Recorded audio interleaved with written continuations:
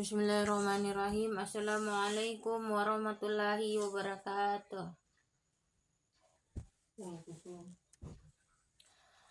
Kitab Fadilah Zikir, keutamaan kalimat tasbihat, hadis ke-14.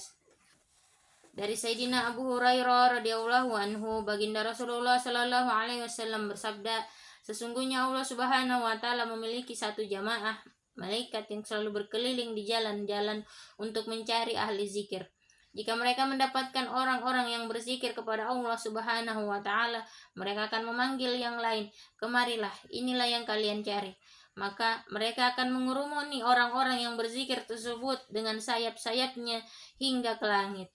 Jika majelis zikir itu selesai, mereka naik ke langit lalu akan ditanya oleh Allah Subhanahu wa taala, padahal Dia Maha mengetahui dari manakah kalian datang. Mereka menjawab, kami datang dari hamba-hambamu yang sibuk dengan bertasbih, bertahmid, dan bertakbir kepadamu. Lalu Allah Subhanahu wa taala bertanya, apakah mereka sudah melihatku? Mereka menjawab, belum. Allah Subhanahu wa taala berfirman, bagaimanakah jika mereka melihatku? Mereka menjawab, jika mereka melihatmu, mereka akan lebih giat beribadah kepadamu, lebih giat memujimu, dan lebih banyak bertasbih kepadamu. Allah Subhanahu wa taala bertanya, apa yang mereka inginkan? Jawab malaikat, mereka menginginkan surga. Allah Subhanahu wa taala bertanya, apakah mereka sudah melihatnya? Jawab malaikat, belum. Mereka belum melihatnya. Allah Subhanahu wa taala berfirman, bagaimana seandainya mereka melihatnya? Malaikat berkata, jika mereka melihatnya, tentu mereka akan lebih merindukan dan lebih bersemangat lagi untuk mendapatkannya. Allah Subhanahu wa taala bertanya, dari apakah mereka minta perlindungan? Mereka menjawab, mereka minta perlindungan dari neraka. Allah Subhanahu wa taala bertanya, apakah mereka pernah melihat neraka? Jawab malaikat, mereka belum melihatnya. Allah Subhanahu wa taala bertanya, bagaimana jika mereka melihatnya? Jawab malaikat, jika mereka melihatnya, tentu mereka akan lebih takut dan lebih menjauhkan diri darinya. Lalu Allah Subhanahu wa taala berfirman, baiklah, kalian menjadi saksi, sesungguhnya aku telah mengampuni dosa-dosa mereka. Lalu salah satu malaikat berkata, ya Allah, ada seorang yang bukan termasuk mereka, ia hadir untuk keperluan lain. Allah Subhanahu wa taala berfirman, mereka adalah jamaah yang begitu berkahnya, sehingga siapapun yang duduk bersama mereka, dia tidak akan malang, atau yakni dia pun diampuni. Hadis riwayat Bukhari dan Muslim dari kitab Durrul Mansur dan Mishkat. Faidah, hadis-hadis serupa telah banyak diriwayatkan, yaitu tentang jamaah malaikat yang senantiasa mencari majelis zikir atau ahli zikir. Jika majelis itu ditemukan, para malaikat akan duduk mendengarkannya. Hal ini juga sudah banyak dijelaskan dalam bab pertama dalam hadis ke-8. Juga dijelaskan mengapa Allah Subhanahu wa taala membanggakan orang yang selalu berzikir di depan majelis para malaikat. Pertanyaan malaikat kepada Allah Subhanahu wa taala tentang seseorang yang datang ke majelis zikir untuk keperluan yang lain adalah untuk menyampaikan peristiwa apa adanya. Sebab pada waktu itu para malaikat dijadikan saksi oleh Allah Subhanahu wa taala atas hamba-hambanya yang sedang sibuk dalam berzikir. Oleh karena itu, menyampaikan peristiwa padanya itu sangat penting, bukan sebagai bantahan. Kemudian Allah Subhanahu wa taala menjelaskan bahwa karena kasih sayang Allah Subhanahu wa taala dengan keberkahan orang-orang yang berzikir, maka orang yang duduk bersama mereka untuk keperluan yang lain pun juga diampuni oleh Allah Subhanahu wa taala. Allah Subhanahu wa taala berfirman dalam Quran surat At-Taubah ayat 119 yang artinya, hai orang-orang yang beriman, bertakwalah kepada Allah dan hendaklah kamu bersama orang-orang yang benar. Para ahli tasawuf berkata, maksud ayat di atas ialah hendaklah kamu bersama-sama dengan Allah Subhanahu wa taala. Jika tidak bisa, hendaklah bersama-sama dengan orang yang selalu bersama Allah Subhanahu wa taala.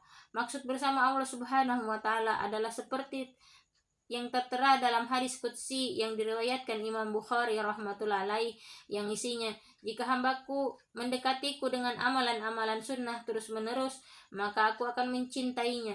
Jika aku sudah mencintainya, maka aku menjadi telinganya yang dengannya ia mendengar, aku menjadi matanya yang dengannya ia melihat, aku menjadi tangannya yang dengannya ia berbuat, dan aku menjadi kakinya yang dengannya ia berjalan. Jika ia meminta kepadaku, niscaya aku akan memberinya. Maksud kalimat menjadi tangan dan kakinya ialah semua amal perbuatan diridai Allah Subhanahu wa taala, dan seluruh amalnya tidak ada yang bertentangan dengan ridha Allah Subhanahu wa taala. Sangat banyak kisah para ahli tasawuf mengenai hal ini yang tertulis di dalam kitab-kitab tarikh yang tidak dapat dipungkiri kebenarannya. Dalam kitab Nuzatul Basatin yang terkenal, banyak ditulis kisah-kisah seperti ini. Syekh Abu Bakar Qattani rahmatullahi alaihi bercerita bahwa suatu ketika ia pergi haji dan di Makkah Al-Mukarramah telah berkumpul para ahli sufi. Yang termuda di antara mereka adalah Syekh Junaid Baghdadi rahmatullahi alaihi. Kemudian mereka mulai membahas mengenai siapakah orang yang mencintai Allah Subhanahu wa taala itu. Mereka menyatakan ini dan itu. Sedangkan Sa'id bin Musayyib rahmatullah alaih, aku tahu sudah 40 tahun Syekh Sa'id bin Musayyib rahmatullah alaih tidak pernah pergi kemana-mana kecuali ke masjid. Setelah aku keluar, kulihat Syekh Sa'id bin Musayyib rahmatullah alaih berdiri di depan pintu. Aku berkata, mengapa Tuhan tidak memanggil saya saja? Tidak, akulah yang sepatutnya datang, jawabnya. Aku bertanya, nasihat apakah yang akan Tuhan berikan kepada saya? Ia menjawab, aku menyadari bahwa engkau sudah menikah, maka tidaklah patut jika engkau tidur malam hari seorang diri, maka aku datang membawa istrimu kemari. Sambil berkata demikian, ia mengantarkan putrinya ke dalam rumahku dan ia sendiri langsung menutup pintu dan pergi. Wanita itu terjatuh karena sangat malu. Pintu segera aku tutup, kemudian kupindahkan roti dan minyak zaitun yang terhidang di depan lampu agar ia tidak melihatnya. Lalu aku naik ke atap rumah dan menyerukan pernikahanku kepada para tetangga, sehingga mereka pun berkumpul. Aku sampaikan kepada mereka, Syekh Sa'id bin Musayyib telah menikahkan putrinya denganku. Dia sendiri yang mengantarkan putrinya kepadaku. Mereka takjub dan bertanya, benarkah istrimu sekarang berada di rumahmu? Iya, sahutku. Mereka pun mulai menyebarkan kabar ini sehingga terdengar oleh ibuku. Ibuku datang dan berkata, jangan kamu sentuh istrimu selama 3 hari. Jika kamu menyentuhnya, aku tidak mau melihatmu lagi. Dalam waktu 3 hari itu, aku membuat berbagai persiapan. Setelah 3 hari barulah aku melihatnya. Ternyata ia sangat cantik, hafal Al-Quran, banyak memahami sunnah-sunnah baginda Nabi SAW, dan sangat memahami hak suami. Kemudian selama sebulan Syekh Sa'id bin Musayyib rahmatullah alaih tidak menemuiku lagi dan aku pun tidak mendatangi majelisnya. Setelah sebulan lamanya aku hadir kembali ke majelisnya. Aku memberi salam kepadanya. Setelah orang-orang bubar, ia bertanya kepadaku, bagaimana menurutmu mengenai dirinya atau putriku? Jawabku, sungguh sangat baik, membuat kawan bertambah senang dan membuat musuh iri hati.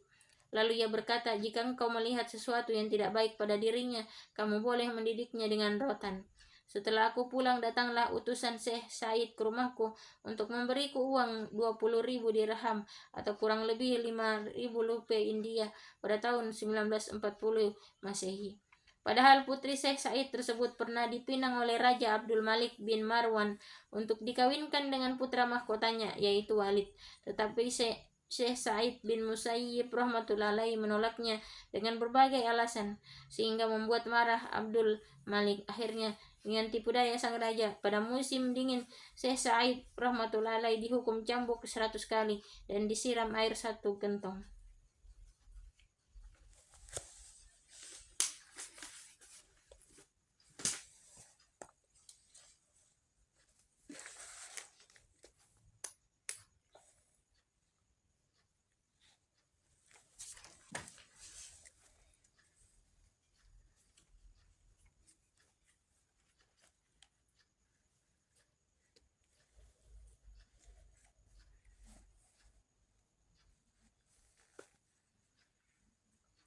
Kitab Kisah-Kisah Sahabat, semangat kaum wanita dalam mengamalkan agama. Kisah ketiga, kisah Sayyidina Ibnu Zubair radhiyallahu anhu melarang Sayyidatina Aisyah radhiyallahu anha bersedekah dan kemarahan Sayyidatina Aisyah radhiyallahu anha. Sayyidina Abdullah bin Zubair radhiyallahu anhu adalah keponakan Sayyidatina Aisyah radhiyallahu anha. Sayyidatina Aisyah radhiyallahu anha sangat menyayanginya, seolah-olah ialah yang membesarkannya. Sayyidina Abdullah bin Zubair radhiyallahu anhu kurang menyukai kedermawanan Sayyidatina Aisyah radhiyallahu anha yang berlebihan, sementara ia sendiri hidup dalam kesusahan. Apa saja yang ia dapatkan langsung ia sedekahkan. Oleh karena itu, suatu ketika Sayyidina Abdullah bin Zubair radhiyallahu anhu berkata kepada seseorang, dengan cara bagaimanapun aku ingin menghentikan kebiasaan bibiku. Berita itu sampai kepada Sayyidatina Aisyah radhiyallahu anha sehingga ia sangat marah dan berkata, ia ingin melarangku bersedekah. Lalu ia bersumpah tidak akan berbicara lagi dengan keponakannya. Sayyidina Ibnu Zubair radhiyallahu anhu terpukul atas kemarahan bibinya.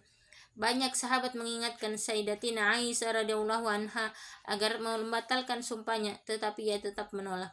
Akhirnya karena sangat cemas, Sayyidina Abdullah bin Zubair radhiyallahu anhu meminta bantuan kepada cucu baginda Nabi sallallahu alaihi wasallam, Sayyidina Hasan dan Sayyidina Husain radhiyallahu anhu. Keduanya mengunjungi Sayyidatina Aisyah radhiyallahu anha dan meminta izin masuk ke kamarnya, sedangkan Sayyidina Abdullah bin Zubair radhiyallahu anhu diam-diam mengikutinya. Ketika kedua cucu baginda Nabi Shallallahu Alaihi Wasallam itu telah duduk di balik hijab dan Sayyidatina Aisyah radhiyallahu anha juga duduk di balik hijabnya, maka terjadilah pembicaraan di antara mereka. Saat itulah Sayyidina Abdullah bin Zubair radhiyallahu anhu masuk ke dalam hijab dan langsung memeluk bibinya seraya menangis meminta maaf.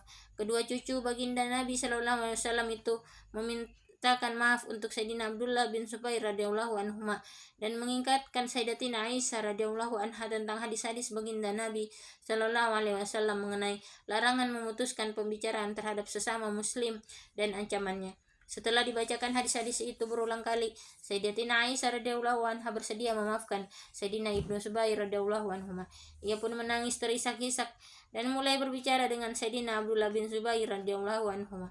Sebagai tebusan sumpahnya, ia berkali-kali membebaskan hamba sahaya hingga 40 hamba sahaya. Jika ia teringat perbuatannya membatalkan sumpah itu, ia menangis sehingga air matanya membasahi kainnya. Hadis riwayat Bukhari.